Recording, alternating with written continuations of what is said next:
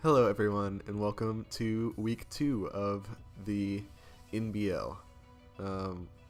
Yeah, we're against a very scary hyper offense team this week, but I feel like my team does have the capability of taking it down. Zebstrika outspeeds a lot of it and can just volt switch. He doesn't have a ground type, so Zebstrika is looking pretty nice in this matchup. I've got a Savali Dragon, which can just Draco. He has no resist for that. And other than Draco, it just has status moves, Parting Shot, Toxic, Thunder Wave, Piloswine, just get up rocks. I have Curse with Ice Shard and Earthquake. A +1 Ice Shard can kill Lilligant and Haunter, which are huge threats. And then Earthquake, of course, does a lot to Incineroar and Rampardos and Medicham and Kamala and all that. So that's looking pretty good in this matchup.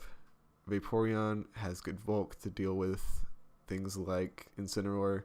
Can just Wish Pass to things. Gallade is a defensive Gallade with Wish Pass as well.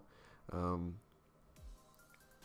of checks Rampardos, and we'll get to the other reasons as well. And then I have a Scarf Dodrio here, which can outspeed things. Has Pursuit for Haunter,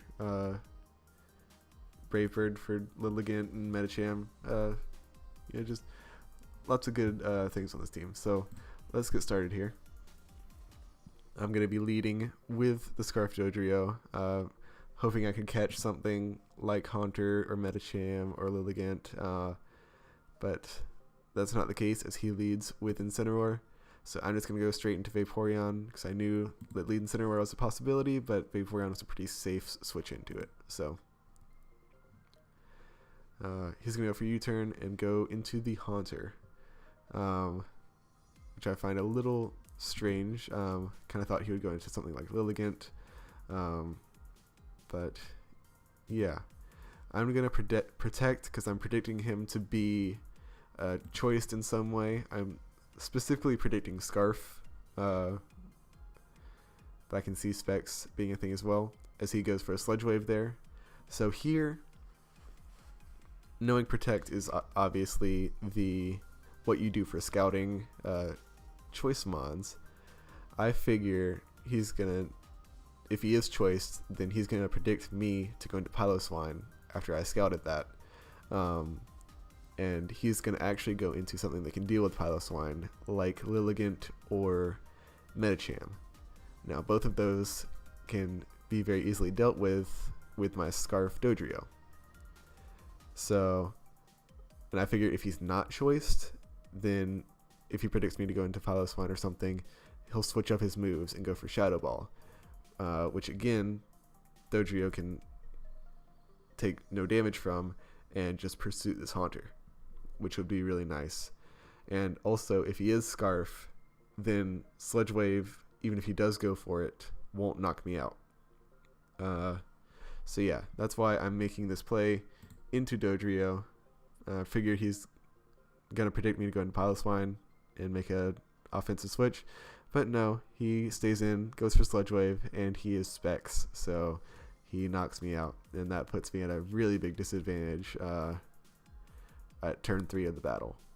I think the play I made was a good play. It just didn't work out for me. So yeah, I have got to come back now. But now I know for sure he is locked into Sludge Wave. I can go into Piloswine, get up my rocks. Now he's going to go into Medicham, and I'm going to bring in Gallade because I did the calcs for Medicham versus a defensive Gallade, and I was like, wow, defensive Gallade really takes hits well from Medicham. Yeah, turns out the calcs don't automatically factor in Pure Power. You have to put that on yourself. So yeah, that was kind of like part of the whole reason of me bringing this set when it came to prep, and yeah, it kind of just didn't work out very well. and I don't have a switch in, but I at least do have Wish Protect, which I know he won't be expecting, so I can go for Protect here and get a free 50% off on this thing, which is very nice. Now, I obviously do not have a switch in to this, so I have to go for Protect again here. And let's see if I get it. I do. So I am very lucky, and I'm going to be able to take this Metacham down, which, yeah, it basically would have gotten a kill there. Otherwise. And, yeah, that's pretty huge for me. Pretty huge. As now he's going to go into Haunter, and I'm going to go into Piloswine here, as he's going to go for Shadow Ball, and he's going to get this Bidef drop. So a little bit of justice there for him. I'm just going to go for the Ice Shard, as he's going to be able to take me out with a second one, because I really don't have a switch into Shadow Ball anymore. Vaporeon probably could have taken them, but it would have to wish up every time, and just, I don't know. Maybe that would have been the better play, but yeah, here, I can just freely go into Zebstrika and Volt Switch. Like I said, he doesn't have a ground type, so Volt Switching is a no-risk play. Something has to come in on rocks and take Volt Switch damage, which is very nice. So here I'm going to be able to get in Savali Dragon. I figure he's not going to be timid, considering Quiver is a speed boosting thing. So if he was timid, he actually would outspeed me and be able to put me to sleep, which would be a little annoying. But yeah, this is kind of what I had to do. And yeah, it works out, as I'm able to just go for a Draco and net a kill. He goes into Kamala here, and I'm just going to Parting Shot and go right into Gallade, as he's going to spin.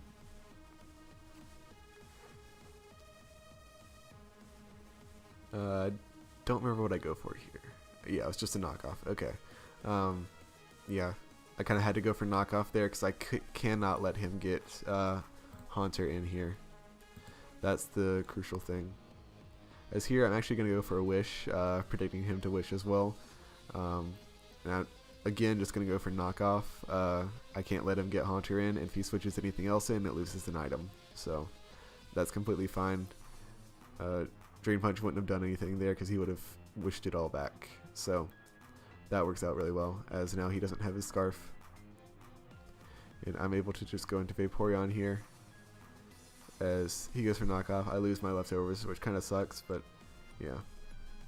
Now I'm going to go into Savali, predicting him to U-turn, because I figure that Draco can get a kill no matter what he goes into. And as you'll see here, this is not the case. This Kamala is actually heavily Spidef invested, which makes me really surprised that he didn't switch it in on the first Draco against the Lilligant. And like, because he didn't switch it in the first time is what made me think that I could just easily kill this. But yeah, now I have to hope that he doesn't have Protect, but he does. So he is going to be able to heal back up, unfortunately. Here I definitely should have Parting Shotted. I had no reason not to. I just it just slipped my mind, basically. It doesn't matter in the end, but yeah. So again, I'm just gonna keep threatening knockoffs, basically. I'm not gonna go for knockoff every time, but like, as long as I keep going for knockoffs, that'll kind of keep him from wanting to switch into Haunter, basically. So now that he is actually at full, and that I've been going for knockoff so much, I am going to go for a Drain Punch here, as he is going to switch into Incineroar. So I get some good damage off on that, as he knocks off my leftovers, which is fine. I'll be able to heal a little bit of this back. Now here, I predict him to go for a Flare Blitz, because I know he wants Gallade low, like, because Gallade is basically the only thing that deals with Kamala at this point. So he needs Gallade to be low in health, and so I figure he's gonna go for Flare Blitz here most likely, and Silvally can take that, and hopefully Incineroar can die to the recoil. But also it was just a safe play no matter what he went for. Knockoff isn't going to be doing much to me since I have the Dragon Memory. U-turn, he can U-turn into Kamala, but I can just Parting Shot and get Gallade right back in. So there's no real play he can go for here, which benefits him, at least in the long run. So Silvally was definitely my best play here, especially if he went for Flare Blitz, which I thought he would be here, as he does. But unfortunately, the recoil does not kill him, so I'm forced to kill him off with a Draco, which is going to lower my special attack, which sucks. As he's going to go into Rampardos here, so I'm just going to fire off a Thunder Wave. I really don't need Silvally anymore, especially with Kamala still around, being able to take my Dracos. Yeah, I just want to cripple this Rampardos, basically. But I miss. So yeah, again, more justice for Gallade surviving there earlier on in the game. But still, since Gallade is around, I can deal with this. So like, it still sucks for him. Like, even though he did get some revenge hacks, like, I still think Gallade surviving was more important. So I'm very sorry to my opponent for that. But yeah, as you can see here, Fire Punch is doing over half, but Drain Punch is just gonna give me that health back, basically. I should have definitely put a few more EVs into attack to secure that kill, and also secure a kill against Kamala, which you'll kind of see later. But